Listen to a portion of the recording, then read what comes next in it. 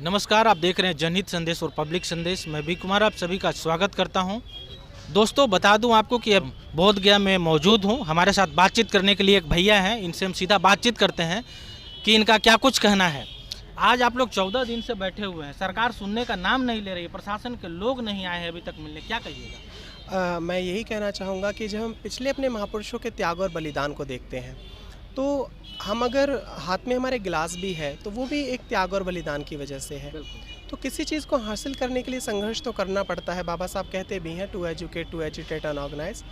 तो हम बैठे हुए हैं और तब तक बैठे रहेंगे जब तक हमारी मांगें पूरी नहीं होती, क्योंकि जैसा भी थोड़ी देर पहले भंते आम्रपाली जी से आपकी बात हुई, उन्होंने भी बताया कि हर जगह का एक मोटिव होता है कि आधिपत्य जिस जगह के लोगों के लिए होना चाहिए वो होना बहुत ज़रूरी है। तो अगर बाहर का व्यक्ति हमारे घरों में बैठेगा तो ये हमें बिल्कुल गवारा नहीं है। जैसे भारत के अंदर हर प्रकार का धर्म है, हर प्रकार के मजहब हैं और उन पे उनके आधिपत्य बैठते हैं। जैसे अगर मैं हिंदू धर्म की बात करूँ, शंकराचार्य बैठते हैं, मुस्लिम्स में मौलाना वगैरह बैठते हैं, इसीलिए हमारे में भिक्षु होते हैं, बुद्धिस्ट मॉन्क जिनको हम कहते हैं। तो आज प्रत्येक व्यक्ति की एक पहचान है, प्रत्येक व्यक्ति अपनी आइडेंटिटी के साथ जीता है और जब तक व्यक्ति की पहचान नहीं है तब तक कोई सम्मान नहीं है। मैं अगर अपनी बात करूं तो मैं उत्तर प्रदेश से हूं और मैंने बाबा साहब के मूवमेंट में अपनी पूरी लाइफ को लगाया है और यही संकल्पित है कि मैं आजीवन बाबा साहब के मूवमेंट के लिए समर्पित रहूँगा। तो हमने जो ये प्रेरणा ली है ये उन स्थलों को देख के ली है जहाँ पे हमारे महापुरुषों ने अपना जीवन लगाया है। आज हम यहाँ आए हैं, हमारे श्रद्धा का केंद्र है, हमारे समर्पण का केंद्र है। आने वाले समय में जब ये केंद्र ख़त्म हो जाएंगे तो धम्म ख़त्म हो जाएगा, क्योंकि हमारे पास पढ़ाने वाले पॉइंट नहीं है, हमारे पास सीखने वाले पॉइंट नहीं है। एक स्लोगन है जो उत्तर प्रदेश की तरफ चलता भी है कि जैसा हम देखते हैं वैसा बन जाते हैं।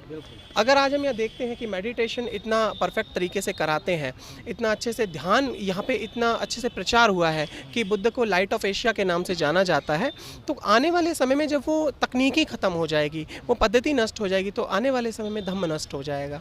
और जिस जगह केंद्र बने हुए हैं वहाँ एक अंधविश्वास का केंद्र होगा, मिथ्या दृष्टिक लोग जब वहाँ रहेंगे तो फिर हम धम्म को अच्छे से गति नहीं दे सकते। धम्म को गति देने के लिए ज़रूरी है। आज हज़ारों भिक्षु घूम रहे हैं, भारत में अनगिनत भिक्षु हैं, लेकिन हम देख रहे हैं, आप भी पिछले 14 दिनों से देख रहे हैं कि यहाँ एक वो चंद उसमें भिक्षु दिख रहे हैं, चंद संख्या में हमें भिक्षु दिखते हैं। लेकिन हमें चाहिए क्या? हमें चाहिए कि हम संगठित रूप से, हम विचारों के एकता के साथ हम यहाँ खड़े हो जाएं। हम प्रदर्शन तो कर रहे हैं लेकिन सरकार हमारी सुन क्यों नहीं रही, ये भी बहुत बड़ा विषय है। सरकार इसलिए नहीं सुन रहा क्योंकि हमारा कम्युनिकेशन गैप है, हम समझा ही नहीं पा रहे सरकार को। हम शांत बैठे हैं, हम ठीक है, अच्छा कर रहे हैं, करना भी चाहिए और शांति के साथ हम धरना प्रदर्शन करें, ये बहुत अच्छा है। लेकिन सरकार तक हमारी बात कैसे पहुँचे ये भी महत्वपूर्ण बात है। हम रिजल्ट तक कैसे पहुंचेंगे ये महत्वपूर्ण है। क्या हम जो संघर्ष कर रहे हैं उसमें हम रिजल्ट तक पहुंच पाएंगे, ये देखना बहुत ज़रूरी है। आज जब हमारा ऑर्गेनाइजेशन होता, हम पूरे भारत में हमारी एक कांटेक्ट होता, तो यहाँ उपासक होते, यहाँ हमारे धर्मगुरु तो बैठे हैं लेकिन उपासक हमें नज़र नहीं आते। उपासक आज अपने उद्देश्य तक सीमित है, उपासक समर्पण का भाव नहीं रखता, जो रखता है वो सब साधुवाद के पात्र हैं। लेकिन बौद्ध भिक्षुओं के साथ हमें एक स्थिरता के साथ खड़ा रहना है। उसके लिए महत्वपूर्ण है कि जब तक उपासक मैदान में नहीं आएंगे, समाज के जो ईमानदार लोग हैं वो मैदान में नहीं आएंगे, तब तक हम जंग को नहीं जीत सकते। तो फिर ये लड़ाई आप लोग जीतेंगे कैसे जब तक सरकार और प्रशासन के लोग ही आपकी बात नहीं सुनेंगे? तो हम लगातार पिछले 14 दिनों से प्रयास कर रहे हैं सरकार को समझाने का, सरकार को बताने का कि हमारी मांगें क्या हैं। फिर भी मैं जनता टीवी के माध्यम से सभी को ये बताना चाहता हूँ कि हम घरों में बैठ जाएं। आने वाले समय में कि अगर हमारे पड़ोस में आग लग रही है तो वो आग हमारे घर तक भी पहुंचेगी। जब तक उसकी लपटें हमारे घर तक आएँ उससे पहले हमें पानी का इंतज़ाम करना चाहिए कि हम उस आग से बचेंगे कैसे। आज बौद्ध गया है, कल को सारनाथ हो सकता है, कुशीनगर हो सकता है, भारत में अनेकों बौद्ध स्तूप हैं, उन पे ये हो सकता है। लेकिन अगर आज हम इसको ही नहीं सुरक्षित कर पा रहे हैं, हम कह रहे हैं हम समाज को सुरक्षित करेंगे, समाज को सुरक्षित करेंगे, हम अपना स्वाभिमान सुरक्षित नहीं कर पा रहे, हम कैसे समाज को सुरक्षित करेंगे?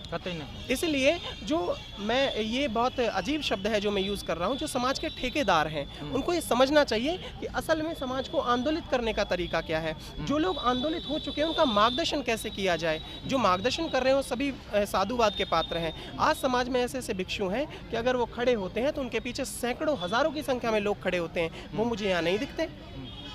वो भिक्षु बिठा रखे हैं जिनमें जोश है, आक्रोश है, लेकिन सच में जो राष्ट्रव्यापी आंदोलन होना चाहिए वो आंदोलन नहीं हम कर पा रहे हैं। हम जगह जगह आंदोलन करें, अरे जो दिल्ली में है वो वहाँ जंतर मंतर पे जाके आंदोलन करो, जो उत्तर प्रदेश में है वो वहाँ के विधानसभा पे जाके आंदोलन करो। जब जगह जगह आंदोलन होगा पूरे भारत में ये पता चलेगा कि हाँ ये आग दहक चुकी है, ये चिंगारी दहक चुकी है, तो सरकार क्यों नहीं सुनेगी हमारी। बिल्कुल, बहुत हमारे युवा हैं जो आज मूवमेंट को समझ रहे हैं और जो नहीं समझ रहे हैं उनको वो समझाने का काम कर रहे हैं। उन युवाओं तक इस बात कैसे पहुंचे, हम लोगों फील्ड लेवल पे इस बात को कैसे पहुंचाएं, ग्राउंड लेवल पे इस बात को कैसे पहुंचाएं कि हाँ हमारा ये स्वाभिमान है और इस स्वाभिमान को बचाए रखना हमारा बहुत महत्वपूर्ण जिम्मेदारी है।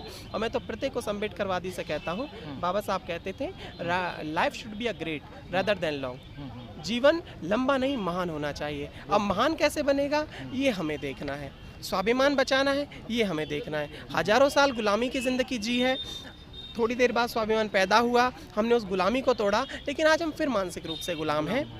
हम समाज को बदलने के लिए निकल रहे हैं लेकिन हम अपने घरों को नहीं बदल पा रहे। इसलिए ज़रूरी ये है कि जब हम एकजुटता में बैठेंगे तो सरकार हमारी निश्चित रूप से बात सुनेगी और हमारी मांगें पूरी होंगी। आप लोग शांतिपूर्ण ढंग से मांग कर रहे हैं, लेकिन ये गूंगी बहरी सरकार जो है आपकी बातों को लगातार दरकिनार कर रहा है, तो अब क्या आगे रुख अपनाएंगे? मैं आपसे पहले भी कह चुका हूँ कि आंदोलन बहुत शुरू से हुए हैं, हमारे समाज में आंदोलन सभी ने किया है और आंदोलन को एक रूप देने के लिए ज़रूरी है कि हम स्थिरता से रुके रहें। स्थिरता से जब हम रुके रहेंगे, रही बात शांतिपूर्ण आंदोलन की, तो ये बौद्धों की पहचान है। उपद्रवी तो बहुत सारे हैं, लेकिन सरकार तो नहीं सुन रही है ना, शांतिपूर्ण प्रोटेस्ट नहीं मान रही है कब तक नहीं सुनेगी?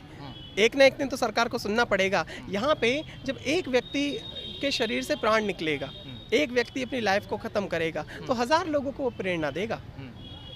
1000 लोग अपने घर को छोड़कर बाहर आ जाएंगे। कबीर साहब का एक दोहा भी है, मैं उसको बताना चाहूँगा कि कबीरा खड़ा बाजार में लिए लंगोटी हाथ, जो घर फूके आप ना वो चलो हमारे साथ। तो ये समर्पण का भाव है, यहाँ ज़बरदस्ती नहीं है।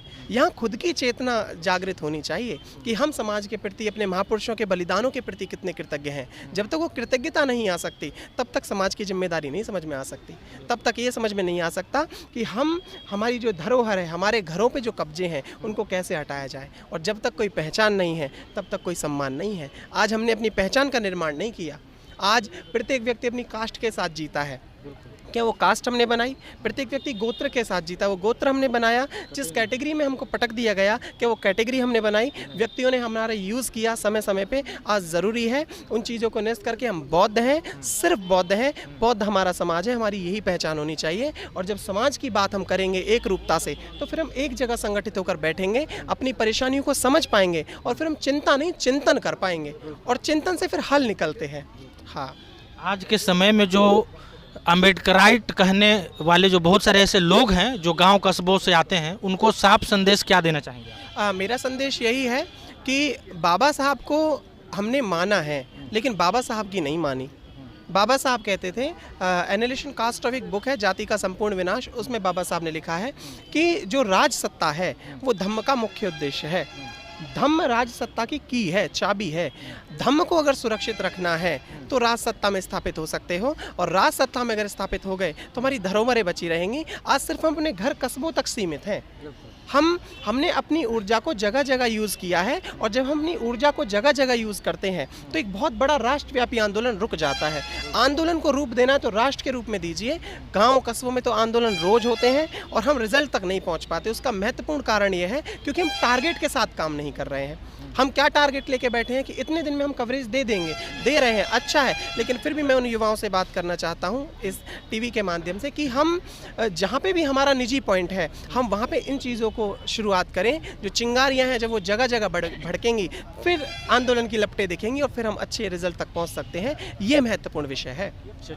इनसे हमने बातचीत किया, ये अपनी बात को जो है बहुत शानदार तरीके से बेबाकी ढंग से रखने का प्रयास किया। बाकी आपको इस वीडियो पे क्या प्रतिक्रिया है कमेंट करके ज़रूर बताइएगा। मिलते हैं किसी दूसरे खबरों के साथ, तब तक के लिए धन्यवाद।